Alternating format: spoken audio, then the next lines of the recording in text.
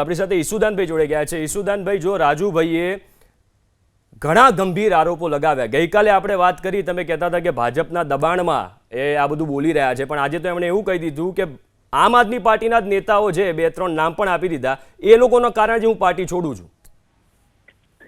તમે વિચાર કરો, આમ આદમી પાર્ટી જે લીડરો માટે અથવા તો ખેડૂતો માટે જે કર્યું છે ને, અત્યાર સુધી હિન્દુસ્તાનમાં કોઈએ નથી કર્યું। અમે જે લોકોએ અત્યાર સુધી જે આમ આદમી પાર્ટીમાં કામ કર્યું, સંઘર્ષ કર્યો, એમના માટે અમે એમનો આભાર માનીએ છીએ।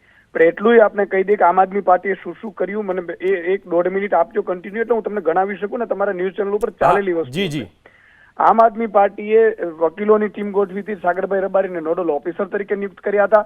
કન્ટિન્યુ તમામ 86 ખેડૂતો અને ખેડૂત લીડરોના ઘરે પરિવાર સાથે અમે પોતે મળવા ગયેલા છીએ। હું પોતે પણ મળવા ગયેલો છું રાજુભાઈના અને પરિવારના ઘરે, બરોબર। અને સાથે સાથે એટલું નહીં, એમણે જે રીતે સુદામડામાં અરવિંદ કેજરીવાલજીને ભગવત માન આવ્યા, જેમ ચેતર વસાવાને ખોટે કેસમાં જેલમાં નાખ્યા હતા, અરવિંદ કેજરીવાલ ભગવત માન સાહેબ આવ્યા હતા। અમે આમાં રાજુ કરપડા, પ્રવીણ રામ સહિતના નેતાઓ માટે સમર્થનમાં 50,000થી વધુ ખેડૂતો કર્યા છે। એટલું નહીં, 13,000 જેટલા ગામડાઓમાં એમના પોસ્ટરો સાથે મિટિંગો કરી છે, સમર્થન પત્રો ભરાવ્યા છે, અને સમર્થન પત્રો ભરાવ્યા પછી લગભગ 80,000 સાઇન કેમ્પેન સાથે ખેડૂતોની સાઇન લીધી છે અને મુખ્યમંત્રીને મળવા ગયેલા છે। એટલું ઓછું હોય તેમ તમે વિચાર કરો, 11 કિસાન મહાપંચાયતો અમે અલગ અલગ જિલ્લાઓમાં આ લીડરોને ઉભા કરીને અમે કર્યા છે। અમે જે લોકો લીડર જેલમાં જાય છે ને, લીડર ડેવલપ કરી છે, લીડર બનાવીએ છીએ। આમ આદમી પાર્ટી એક જ એવી પાર્ટી છે જે લીડરો તૈયાર કરે છે, લીડરો બનાવે છે। હું સમજુ છું કે હું એકલાથી કશું નથી થવાનું, ઈસુદાનભાઈ, ગોપાલભાઈ એકલાથી કશું નથી થવાનું। ઈસુદાનભાઈ, તમે ગોપાલભાઈની વાત કરીને સ્પષ્ટ ગોપાલભાઈનું જ નામ દીધું છે અને મનોજભાઈનું નામ દીધું ને એવું પણ કીધું છે કે એમને જેલમાં રાખવાના પ્રયાસો કરવામાં આવતા હતા। હું એ જ કહું છું કે અરવિંદ કેજરીવાલજી 6 મહિના પોતે જેલમાં રહ્યા હતા, કોણે એમને રાખવાનો પ્રયાસ કર્યો છે?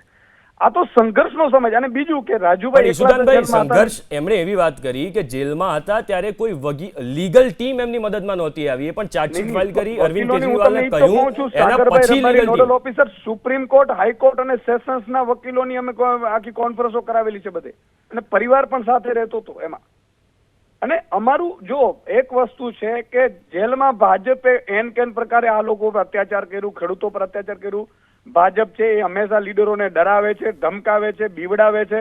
ભાજપ એમના ફેમિલી ઉપર અત્યાચાર કરે છે, ખેડૂતો પર અત્યાચાર કરે છે, આ બધું હકીકત જ છે। પણ ભાજપ એ કરે છે એના માટે હવે હાથમાં તો ભાજપના હાથમાં છે બધું, પોલીસ તો સવાલ એ છે કે અમે તો શું કરી શકીએ? અમે બધી વસ્તુઓ એમને પ્રોવાઈડ કરી શકીએ। માની લો કે એમને સિમ્પથી આપી શકીએ, લીડરો જાય, અરવિંદ કેજરીવાલજી વાત કરતા હતા, અરવિંદ કેજરીવાલજી પોતે ફોલોઅપ લેતા હતા, અરવિંદ કેજરીવાલજી ભગવત માન સાહેબ પોતે અહીંયા આવ્યા હતા। તમે વિચાર કરો, સુદામડામાં સભા હતી, પોલીસ ગુજરાતની આટલું બધું કર્યું હોય, જો કેજરીવાલજી પરિવારને મળવા નહોતું દીધું, બિલકુલ મળવા આવ્યા હોય, તો પછી આવા આરોપો કેમ લગાવવા પડે કે જ્યારે જરૂર હતી? તમે એમની એબીપીમાં તમે ચલાવેલું છે કે નથી કે અરવિંદ કેજરીવાલજી મળવા ગયા, મળવા ન દેવાયા, એવું તમે ચલાવ્યું જ નથી? રાજકોટમાં આવ્યા, તમને ખબર હોય તો? મુદ્દો એ છે તે ઈસુદાનભાઈ, જો મુદ્દો અહીંયા એ છે, મુદ્દો એ છે ઈસુદાનભાઈ, મુદ્દો એ છે અરવિંદ કેજરીવાલજી મળવા આવ્યા તક નહોતા આવ્યા, પછી મળવા ન દેવાયા, ન્યૂઝ એબીપીમાં ચાલેલું કે નથી ચાલેલું, મને કયો? ઈસુદાનભાઈ, મુદ્દો એ છે કે તમારા આટલા મોટા નેતા, તમારી જ પાર્ટીના જે નેતાઓ છે એમની પર આરોપ લગાવી રહ્યા છે, ગોપાલભાઈ ઉપર, અને તમને પણ અપીલ કરી રહ્યા છે કે જો આ લોકો તમે પાર્ટીમાં રાખશો તો પાર્ટી તૂટી જશે। નેતાઓ આવ્યા હતા અને નેતાઓ રહી નથી શક્યા, પાર્ટીમાં ગયા છે, કેટલાક લોકો આરોપો લગાડ્યા છે, કેટલાકે શુભકામનાઓ પાઠવી હતી। અચ્છા, તમે મળવાની વાત કરી તો રાજુભાઈએ એવું કહ્યું, તમે કેજરીવાલજીને મળવાની વાત કરી, રાજુભાઈએ એવું કહ્યું કે અરવિંદ કેજરીવાલે એમને સાંત્વના આપી હતી, એમણે કહ્યું હતું કે હું આવીશ, પછી ચર્ચા કરીશું, પણ એમને એવું લાગ્યું કે કદાચ આટલો સમય આના એમને કોઈ આશા ના દેખાય, એટલા માટે એમણે રાજીનામું આપી દીધું। હું એ જ કહું છું ને કે આ તો 108 દિવસે થયા, અરવિંદ કેજરીવાલજી તો 6 મહિના ચાલુ સીએમ હોવા છતાં રહ્યા હતા જેલમાં।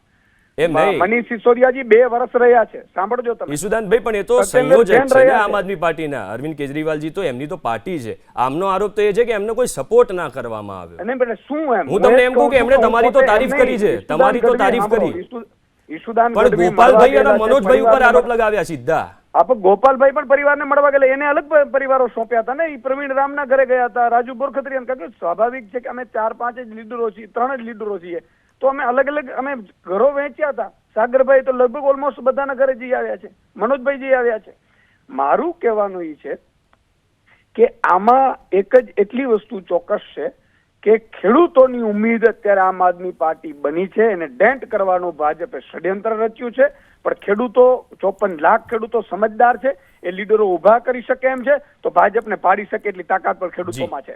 અને આજ ખેડૂતોએ અત્યાચાર કર્યો છે ખેડૂતો ઉપર, ભાજપે ખેડૂતો ભૂલવાના નથી.